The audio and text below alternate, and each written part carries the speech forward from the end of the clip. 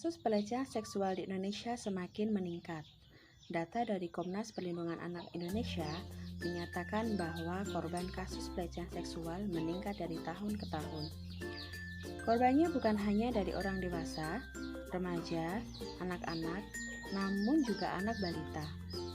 Yang lebih mirisnya lagi adalah para pelaku merupakan saudara atau anggota terdekat dengan korban. Bisa dari kalangan lingkungan masyarakat dan juga sekolah. Menurut WHO tahun 2017, kekerasan seksual didefinisikan sebagai setiap tindakan seksual, usaha melakukan tindakan seksual, komentar, atau menyarankan untuk berperilaku seksual yang tidak disengaja maupun sebaliknya. Tindakan pelanggaran untuk melakukan hubungan seksual dengan paksaan kepada seseorang. Kekerasan seksual adalah segala kegiatan yang terdiri dari aktivitas seksual yang dilakukan secara paksa oleh orang dewasa pada anak atau oleh anak kepada anak lainnya. Kekerasan seksual meliputi penggunaan atau pelibatan anak secara komersial dalam kegiatan seksual, bujukan, ajakan, atau paksaan terhadap anak untuk terlibat dalam kegiatan seksual, pelibatan anak dalam media audiovisual, dan pelacuran anak. Menurut UNICEF tahun 2004.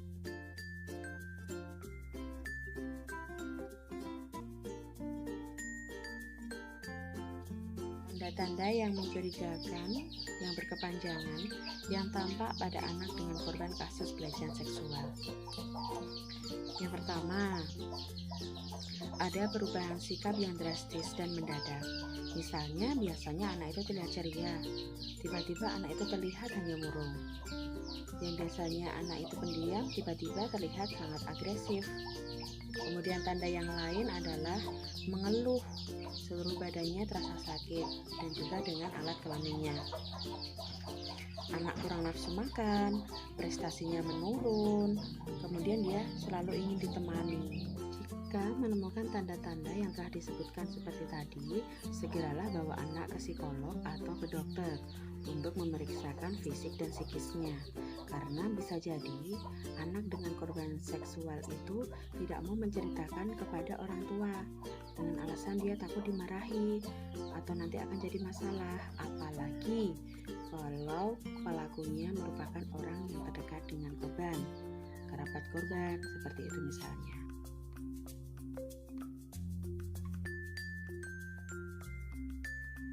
Agar kekerasan seksual pada anak tidak terjadi, hal yang harus kita lakukan adalah kita memberi pemahaman kepada anak. Yang pertama, jangan menerima sesuatu apapun dari orang yang tidak dikenal. Kemudian yang kedua, berlarilah ketika anak merasa terancam oleh orang yang tidak dikenal. Kemudian yang ketiga, ketika mereka mau bermain, hendaknya harus minta izin kepada orang tua terlebih dahulu.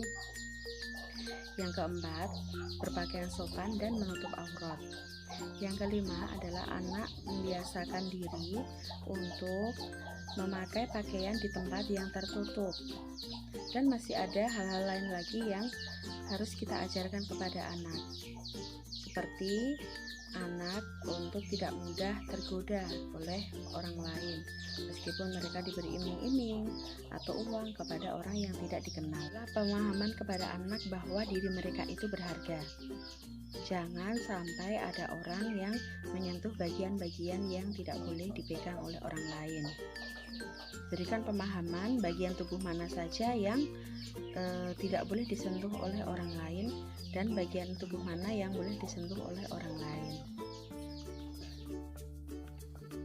Program intervensi yang dapat dilakukan untuk mencegah kekerasan seksual antara lain menonton film, bermain peran, menyanyi, dan bercerita sketsa gambar.